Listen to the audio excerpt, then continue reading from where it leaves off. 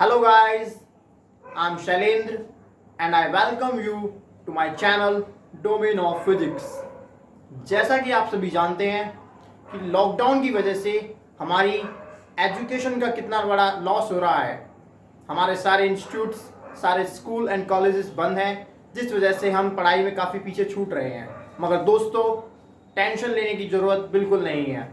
जब तक हमारे कॉलेज स्कूल खुलेंगे तब तक हम अपना सिलेबस काफ़ी हद तक कर चुके होंगे। उसी चीज़ को लेते हुए हमने ये एक इनिशिएटिव शुरू किया है कि स्टूडेंट्स का लॉस ना हो और उन्हें कोई आगे प्रॉब्लम भी ना हो जब स्कूल कॉलेजेस ओपन हो। तो दोस्तों, शुरू करते हैं हम आज का लेक्चर। आज हम पढ़ेंगे यूनिट एंड डायमेंशन क्लास 11 का फर्स्ट चैप्टर। तो यूनिट एंड डायमेंशन के बारे में आज हम थोड़ा सा जानेंगे और क्लास 11 के साथ रूबरू होने की कोशिश करेंगे।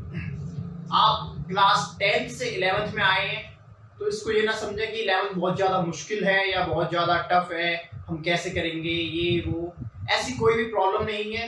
फिजिक्स साइंस स्ट्रीम का सबसे इजी सब्जेक्ट माना जाता है अगर आप उसे तरीके से पढ़ें तो। अगर आप उसे समझने की कोशिश करेंगे तो फिजिक्स आपके लिए बहुत ही ज़्यादा इजी और बहुत ही ज़्यादा आसान हो सकती है। आप इजीली अच्छे मार्क्स ला सकते हैं फिजिक्स में without any fear and without any hesitation. So आज का टॉपिक हम शुरू करते हैं यूनिट एंड डायमेंशन से शुरुआत करते हैं। Unit and dimension 11th class की पहली यूनिट है। टोटल 11th में 10 यूनिट्स हैं जिसके बारे में हम अभी बात नहीं करेंगे। हम आपको सिलेबस प्रोवाइड कर देंगे, उसमें सब कुछ दिया हुआ होगा। पहली यूनिट एंड डायमेंशन जो कि बेसिक यूनिट है और आपको देखकर पता चलेगा कि कितना बेसिक है। बेसिक फिजिक्स जो कह सकते हैं हम वहां से शुरुआत कर रहे हैं, बिल्कुल जीरो लेवल से। तो सबसे पहला क्वेश्चन अगर हम फिजिक्स पढ़ने जा रहे हैं तो हमारा जो चैप्टर हमसे पूछता है कि what is physics. The first question arrive, what is physics. अगर हम फिजिक्स पढ़ने जा रहे हैं तो सबसे पहले हमें पता भी होना चाहिए कि व्हाट इज फिजिक्स। तो फिजिक्स के बारे में हम जानेंगे कि फिजिक्स क्या है। फिजिक्स, इसकी अगर डेफिनेशन दी जाए तो क्या हम कह सकते हैं? फिजिक्स ये है कि हम अपने चारों तरफ जो कुछ भी देखते हैं, ऑफ कोर्स हमारे चारों तरफ क्या हो रहा है, सारी नेचुरल चीजें, पेड़ है और हवा चलती है, बारिश होती है और भी बहुत सारी चीजें हैं, व्हीकल्स हैं, हम चलते हैं। कोई न्यूटन का एग्जांपल ले लें, एप्पल गिरता है, क्रिकेट खेलते हैं, हॉकी खेलते हैं, whatever be the in our environment, जो कुछ भी हमारे चारों तरफ है, इन सभी चीजों की स्टडी फिजिक्स कहलाती है। अगर इसको टेक्निकल लैंग्वेज में लिखें तो physics is the branch of science which deals with the study of nature and its natural phenomena। यानी कि नेचर और नेचर के नेचुरल फिनोमिना, उनकी स्टडी करने को ही फिजिक्स कहा जाता है। Only just it is the study of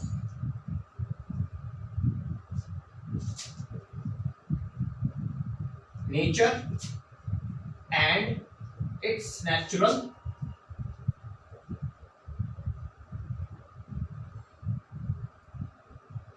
phenomena. Natural phenomena means कि जो घटनाएं खुद से हो रही है, अपने आप से हो रही है, हमारा उनमें कोई हाथ नहीं है, जो अपने आप से हो रही है, उन चीजों की स्टडी फिजिक्स कहलाती है। अब फिजिक्स पढ़ ली, जान लिया कि फिजिक्स हमें क्या क्या करना है, नेचर पढ़ना है। ओनली जो कुछ सामने हो रहा है उसी को देखना है, वहीं से रिजल्ट्स निकालने हैं और उन्हीं को फिर हमें थोड़ा सा याद रखना है, ये हमें करना है। तो हमारा जो पहला चैप्टर है, अगर एनसीईआरटी के हिसाब से देखा जाए तो पहले चैप्टर का नाम है फिजिकल वर्ल्ड।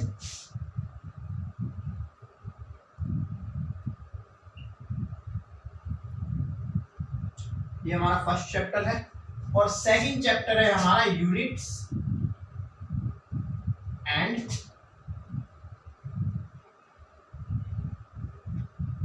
मेजरमेंट्स। इन दोनों चैप्टर्स को मिलाकर एक यूनिट बनाई गई है जिसको हम नाम देते हैं unit and dimension. Physical word से जो क्वेश्चन पूछे जा सकते हैं उसमें पहला द बेसिक क्वेश्चन यही है, व्हाट इज फिजिक्स, जो कि मुझे नहीं लगता कि एग्जाम में कभी पूछा जा सकता है व्हाट इज फिजिक्स। तो फिर भी हमें पता होना चाहिए क्योंकि हम फिजिक्स पढ़ने जा रहे हैं। अगर कोई जनरली हमसे क्वेश्चन पूछ लेता है कि व्हाट इज फिजिक्स, बताओ आप क्या पढ़, आप फिजिक्स पढ़ रहे हो, बताओ क्या होती है, तो कम से कम हमें एक डेफिनेशन तो उसके बारे में पता होनी चाहिए। तो इसलिए physics is the study of nature and it's natural phenomena.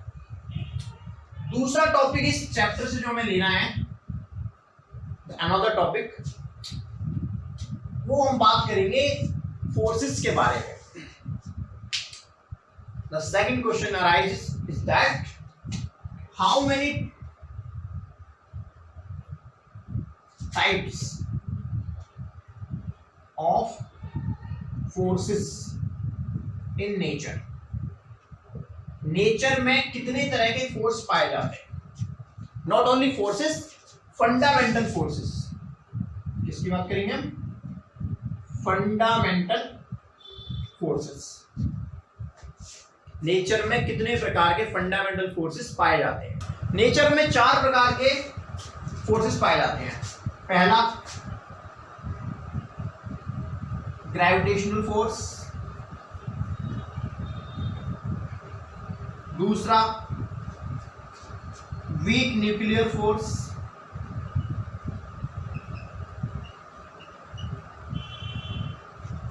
तीसरा इलेक्ट्रोमैग्नेटिक फोर्स,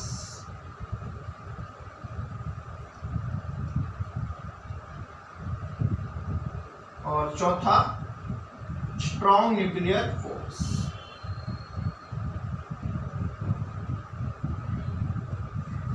तो नेचर में 4 प्रकार के फोर्स पाए जाते हैं, gravitational force, weak nuclear force, electromagnetic force and strong nuclear force.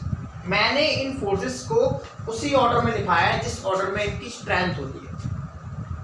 Gravitational force सबसे वीक फोर्स होते हैं, वीक न्यूक्लियर उनसे थोड़ा स्ट्रॉन्ग होते हैं, इलेक्ट्रोमैग्नेटिक उनसे भी थोड़ा स्ट्रॉन्ग होते हैं, और स्ट्रॉन्ग न्यूक्लियर सबसे स्ट्रॉन्ग फोर्सेस होते हैं नेचर के। इनके बारे में थोड़ी सी बात करते हैं। पहला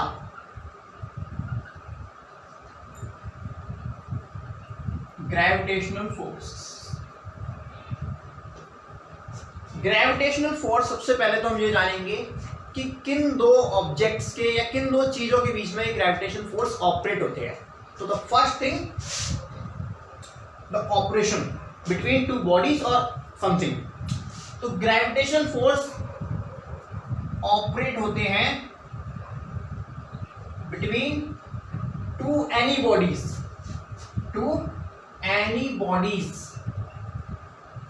which have मास, यानी जिस बॉडी का भार है या मास है, उन 2 बॉडीज के बीच में ग्रेविटेशनल फोर्स ऑपरेट होंगे ही होंगे, चाहे वो कोई भी बॉडी हो, कितनी भी छोटी हो, कितनी भी बड़ी हो, उनके बीच में लगने वाले फोर्सेस कौन से होंगे? ग्रेविटेशनल फोर्स होंगे। दूसरी बात, ग्रेविटेशनल फोर्सेस के बारे में क्या हो सकती है कि ये लॉन्ग रेंज फोर्सेस है। लॉन्ग रेंज फोर्सेस से हम क्या समझते हैं? लॉन्ग रेंज फोर्सेस से हम ये समझते हैं कि ये फोर्सेस लंबी दूरी पर भी ऑपरेट होते हैं। ऑब्जेक्ट इनफाइनाइट दूरी पर रखा हुआ है, तब भी उन 2 ऑब्जेक्ट्स के बीच में ग्रेविटेशन फोर्स लगेंगे। एक ऑब्जेक्ट यहाँ पर है, एक ऑब्जेक्ट मुझसे 1 मीटर की दूरी पर है, उसमें और मुझमें ग्रेविटेशन फोर्स लगेगा। इस रूम में रखी हुई ऑब्जेक्ट्स और मेरे बीच ग्रेविटेशन फोर्स लग रहा है। मुझसे कोई ऑब्जेक्ट 1 किलोमीटर दूरी पर है, वो भी मुझ पर लगा रही है, और मुझसे मून जो कि 3,84,000 किलोमीटर दूर है, वो भी मुझ पर क्या लगा रहा है? ग्रेविटेशन फोर्स लगा रहा है। इस रूम में रखी हुई हर चीज मेरे ऊपर ग्रेविटेशन फोर्स लगा रही है। आप सभी जानते होंगे, ये आप 10th में मेरे ख्याल से शायद ग्रेविटेशन चैप्टर होगा, है ना? शायद है। हाँ, तो इस रूम में रखी हर ऑब्जेक्ट मेरे ऊपर ग्रेविटेशन फोर्स लगा रही है। अब कोई ऑब्जेक्ट आपके ऊपर फोर्स लगा रही है तो आपको मूव कर जाना चाहिए, यही रीजन है सिंपल सा। अगर आप किसी अगर आप कोई धक्का मारे या कोई आपको अपनी तरफ खींचे तो आपको मूव कर जाना चाहिए, लेकिन मैं तो मूव नहीं कर रहा, मैं तो यहीं पर हूँ। तो इसका क्या रीजन हो सकता है? इसका रीजन मैं बताता हूँ। इसका रीजन ये है कि रूम के अंदर सिर्फ एक ऑब्जेक्ट नहीं है, बहुत सारे ऑब्जेक्ट्स, और सभी ऑब्जेक्ट मेरे ऊपर फोर्स लगा रहे हैं, लेकिन उन सभी ऑब्जेक्ट के जो लगाए हुए फोर्सेस का रिजल्टेंट है, जो नेट फोर्स है मेरे ऊपर, उसका सम 0 आ रहा है। सभी फोर्सेस मिलकर मुझ पर जो फोर्स लगा रहे हैं, सभी ऑब्जेक्ट जो मेरे ऊपर फोर्स लगा रहे हैं, उन सभी का सम 0 आ रहा है, नेट फोर्स 0 है। That's why I am not moving, मैं यहां से मूव नहीं कर पा। ओके, समझ गए? तो दूसरी जो प्रॉपर्टी हुई ग्रेविटेशन फोर्सेस की वो ये हुई कि लॉन्ग रेंज होते हैं। तीसरी कोई बात इसके बारे में, तीसरी और इंपॉर्टेंट बात ये है कि ये ऑलवेज अट्रैक्टिव होते हैं। ऑलवेज अट्रैक्टिव यानी कि दो बॉडीज के बीच में हमेशा अट्रैक्टिव फोर्स करते हैं, रिपेलिंग नहीं करते। रिपेलिंग का कंसेप्ट भी आता है, लेकिन वो अभी मैं नहीं पढ़ना, वो बहुत माइन्यूट डिस्टेंस, वो एक लेवल होता है, उसके बाद से कम डिस्टेंस है तब लगता है। इसके बारे में हम ग्रेविटेशन चैप्टर में पढ़ेंगे। हमारी 11th क्लास में ग्रेविटेशन पूरा एक चैप्टर है जहाँ पर हम पूरे डिटेल में ग्रेविटेशन के बारे में पढ़ेंगे। ये 3 चीजें हैं या 3 प्रॉपर्टीज हैं जो हमें पता होनी चाहिए ग्रेविटेशन फोर्सेस के बारे में। एक फोर्थ और मैं बताता हूं।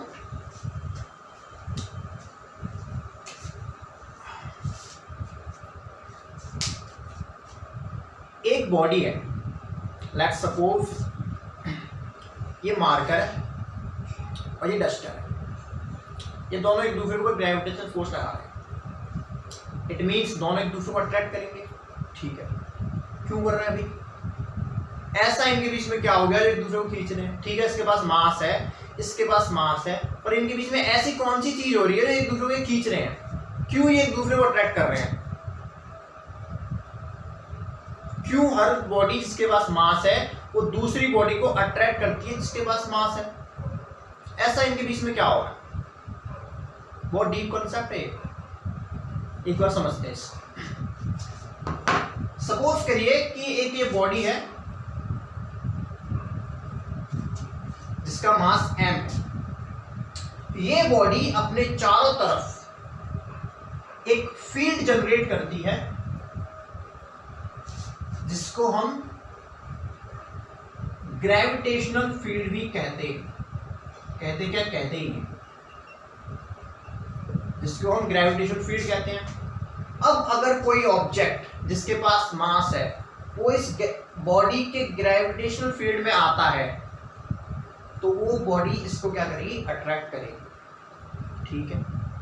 एक चीज और है, इस ग्रेविटेशनल फील्ड है इफ का, एक दूसरी बॉडी आई, उसका भी मास है, उसका भी अपना कुछ ग्रेविटेशनल फील्ड होगा,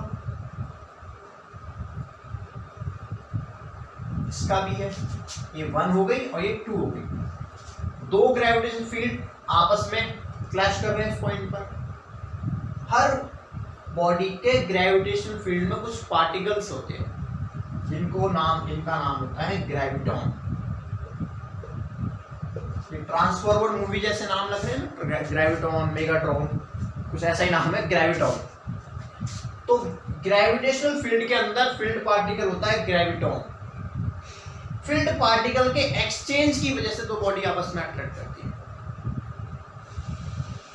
अगर नहीं समझ में आया कोई बात नहीं, ये MSc या BSc लेवल की बात है। अगर आपको चल गया पता अच्छी बात है, वरना कोई दिक्कत नहीं, it's not that big deal. तो ग्रेविटॉन के एक्सचेंज पर क्या होता है, दो बॉडी आपस में अट्रैक्ट करती है। तो अगर आपसे कोई जनरल क्वेश्चन पूछ ले कि फील्ड पार्टिकल क्या होता है ग्रेविटेशन फील्ड का, तो आपको सिंपली क्या बताना है कि फील्ड पार्टिकल है आपका ग्रेविटॉन। बस इतना याद, बाकी सारी बातें इतनी इंपॉर्टेंट नहीं है, ठीक है। तो ये 4 प्रॉपर्टीज हैं ग्रेविटेशन फील्ड के बारे में। इसी तरीके से हम तीनों के बारे में पढ़ेंगे, बाकी क्या पढ़ेंगे। सेकंड फोर्स, सेकंड है हमारा वीक न्यूक्लियर फोर्स, जो कि ग्रेविटेशन से स्ट्रॉन्ग है। नाम वीक है बट ग्रेविटेशन से स्ट्रॉन्ग है हमारा फोर्स, ठीक है। तो वीक न्यूक्लियर फोर्स अब क्या होते हैं वो तो छोड़ो, क्या वीक न्यूक्लियर फोर्सेस नाम से बता रहे किन के बीच में ऑपरेट होते हैं। तो मैं आपको बताया था, ये आपको पता भी नहीं होगा। वीक न्यूक्लियर फोर्सेस उन पार्टिकल्स के बीच में ऑपरेट होते हैं जिनकी लाइफ शॉर्ट होती है। These forces operate between the short life particles. Operate between short life particles. अब आप कहोगे ये क्या होते हैं? For example, leptons, muons, ions, etc. और बहुत सारे होते हैं, न्यूट्रिनो, एंटी न्यूट्रिनो, काफी सारे होते हैं। इन पार्टिकल्स के बीच में लगने वाले जो फोर्सेस होते हैं उनको वीक न्यूक्लियर फोर्स कहा जाता है। शॉर्ट लाइफ का मतलब क्या है? शॉर्ट लाइफ का मतलब ये है कि ये पार्टिकल एग्जिस्ट नहीं करते। जैसे प्रोटॉन है, इलेक्ट्रॉन है, ये एग्जिस्ट करते हैं, इनकी लाइफ जो है लॉन्ग होती है। लेकिन ये पार्टिकल जो है किसी न्यूक्लियर रिएक्शन के दौरान बनते हैं एंड तभी की तभी डिस्ट्रॉय हो जाते हैं, खत्म हो जाते हैं, किसी दूसरे पार्टिकल में कन्वर्ट हो जाते हैं। इनकी लाइफ बहुत शॉर्ट होती है, 10⁻⁸ सेकंड, 10⁻⁹ सेकंड, -7 सेकंड, बहुत शॉर्ट लाइफ होती है। तो उन पार्टिकल्स के बीच में जो फोर्सेस ऑपरेट होते हैं उनको कहा जाता है वीक न्यूक्लियर फोर्स। बाकी इनके बारे में ज़्यादा कुछ, बहुत कम लाइफ के होते हैं तो ज़्यादा इनके बारे में नॉलेज भी नहीं है, ज़्यादा जानकारी है नहीं। बाकी लॉन्ग रेंज तो होते नहीं है, क्योंकि ये पार्टिकल की लाइफ ही छोटी सी है तो ऑब्वियसली वो लॉन्ग रेंज नहीं होगा, तो ये शॉर्ट रेंज होते हैं।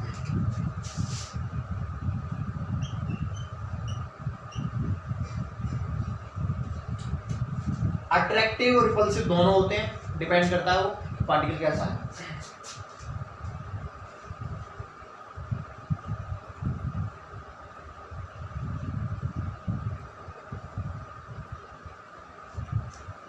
एंड फोर्थ हो गया आपका फील्ड पार्टिकल, तो इसके बारे में कोई जानकारी नहीं। ठीक है, दो फोर्सेस हो गए। तीसरा फोर्स है हमारा इलेक्ट्रोमैग्नेटिक फोर्स।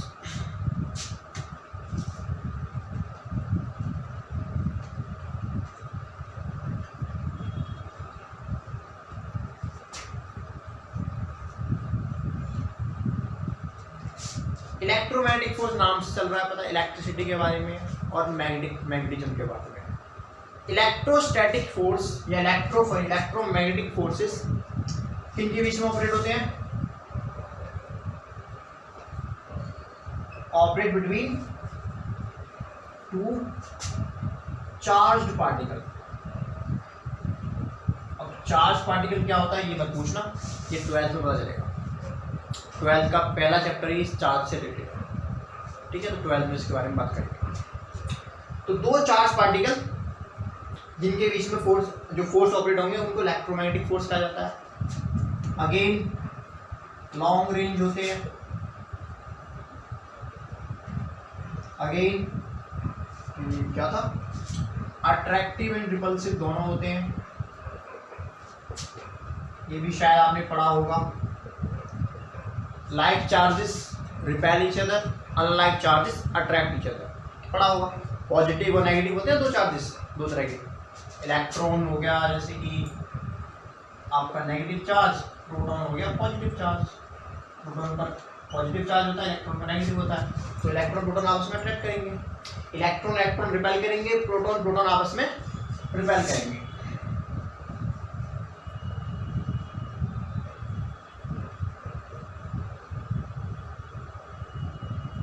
रिपल्शन,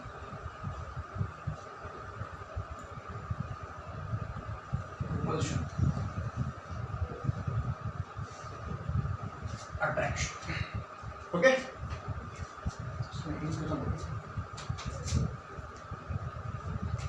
फोर्थ इसका फील्ड पार्टिकल क्या होगा भाई?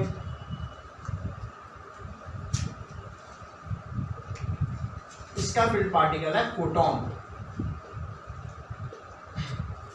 बाकी इसके बारे में डीप में तो हम 12th में पढ़ेंगे, इलेक्ट्रिसिटी के चैप्टर में।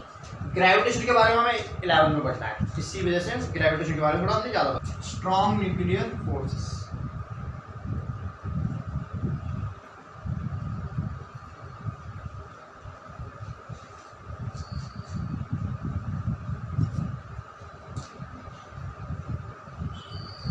स्ट्रॉन्ग न्यूक्लियर फोर्सेस जो ऑपरेट होते हैं वो आपके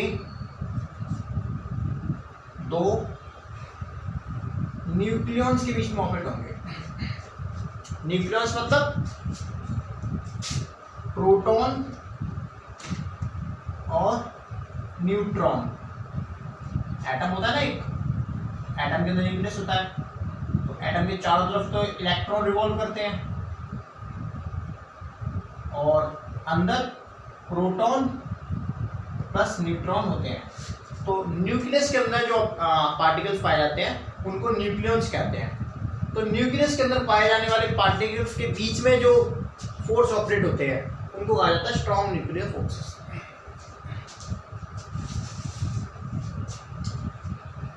शॉर्ट रेंज होते हैं,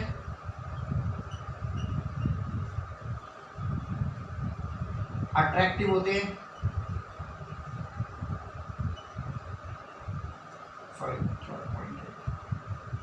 फोर्थ पॉइंट हो गया आपका फील्ड पार्टिकल के बाद। तो ये थे हमारे ग्रेविटेशन चार फंडामेंटल फोर्सेस और उनकी प्रॉपर्टीज। कुछ एग्जाम में 100% अगर कुछ क्वेश्चन आता है इस चैप्टर से तो इन चार फोर्सेस के बारे में आता है, इनकी प्रॉपर्टीज पूछ लेता है कि ग्रेविटेशन फोर्स की प्रॉपर्टी बताइए या इलेक्ट्रोमैग्नेटिक की बताइए या स्ट्रॉन्ग न्यूक्लियर की, इनको पूछ सकता है।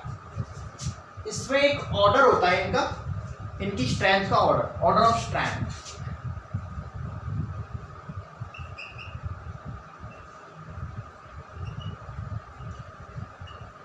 सबसे पहले ग्रेविटेशन फोर्स आते हैं, उसके बाद आते हैं आपके वीक न्यूक्लियर फोर्स, उसके बाद आते हैं इलेक्ट्रोमैग्नेटिक फोर्स और उसके बाद आते हैं आपके स्ट्रॉन्ग न्यूक्लियर फोर्सेस। तो इनकी स्ट्रेंथ का जो रेशियो होता है वो कुछ शायद 1 रेशियो 10⁻², रेशियो 10⁻25, रेशियो 10⁻38 कुछ ये होता है। चलिए आगे बढ़ते हैं अपने अगले चैप्टर की ओर।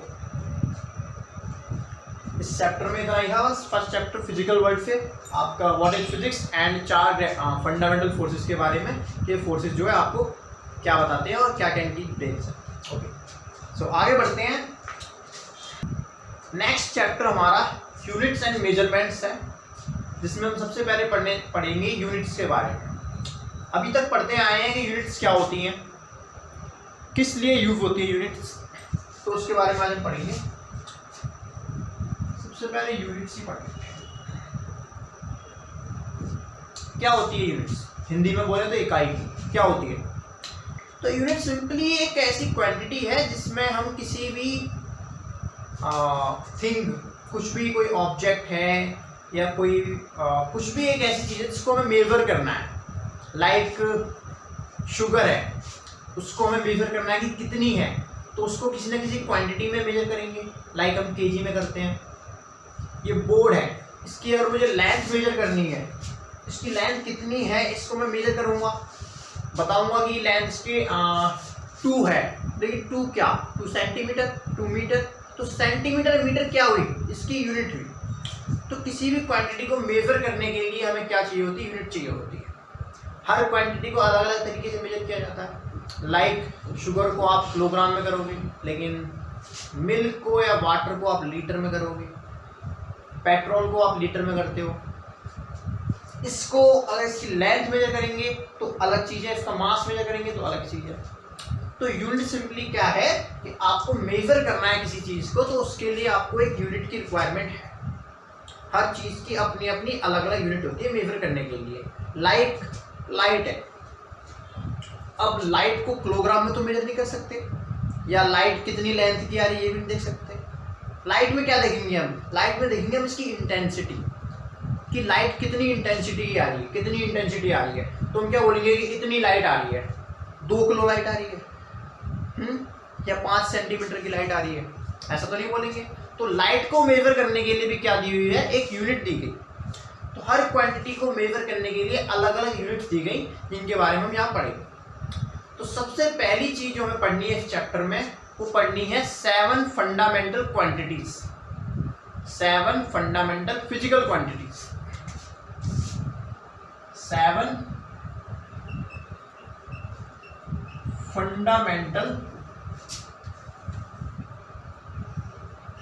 Physical quantity.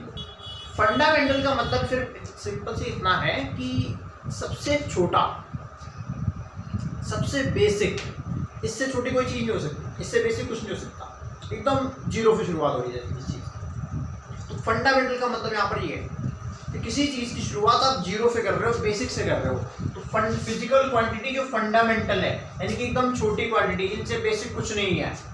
या ये कह सकते हैं कि कोई एक ऐसी चीज जो खुद में खुद है, वो किसी से मिलकर नहीं बनी, वो खुद अपने आप में ही है, बाकी चीजें उससे मिलकर बनती है। तो फंडामेंटल मतलब बेसिक, सबसे बेसिक। तो वो 7 फंडामेंटल क्वांटिटी कौन कौन सी हैं? पहली बहुत सिंपल, मास। दूसरी लेंथ। तीसरी टाइम। तीन तो बहुत बेसिक है, सभी को पता होती है, मास, लेंथ, टाइम। फोर्थ पता है किसी को?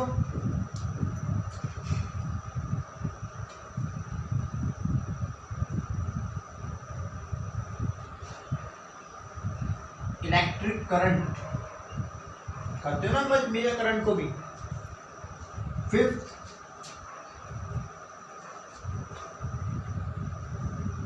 Temperature.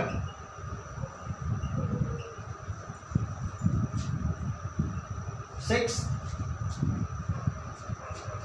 Amount of substance.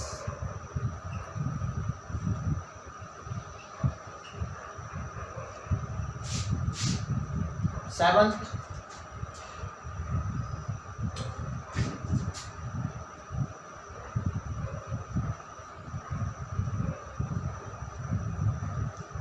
Luminous intensity. ये 7 क्वांटिटीज हैं जो कि फंडामेंटल है। ये अपने आप में खुद क्वांटिटीज हैं, ये किसी से मिलके नहीं बनी, इनसे बेसिक कुछ नहीं होता, इनको आप 2 टुकड़ों में नहीं तोड़ सकते। ये बेसिक क्वांटिटी है, फंडामेंटल क्वांटिटीज है। अब इन 7 फंडामेंटल क्वांटिटीज की 7 फंडामेंटल यूनिट्स होंगी, बेसिक यूनिट्स होंगी। यूनिट्स के बारे में बात करने से पहले हम जरा एक बात और करते हैं। जो यूनिट्स होती हैं इनको 3 पार्ट में डिवाइड किया गया है। Units are divided into 3 parts. पहले इसके बारे में बात कर लेते हैं जरा।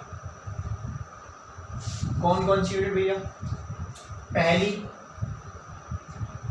CGS, मतलब बताऊंगा इसका क्या होता है। दूसरी MKS और तीसरी FP और S। अब जरा बात करते हैं CGS होता है क्या? CGS, C मतलब सेंटीमीटर। CGS, MKS और FPS क्या है? ये तीनों सिस्टम है किसके?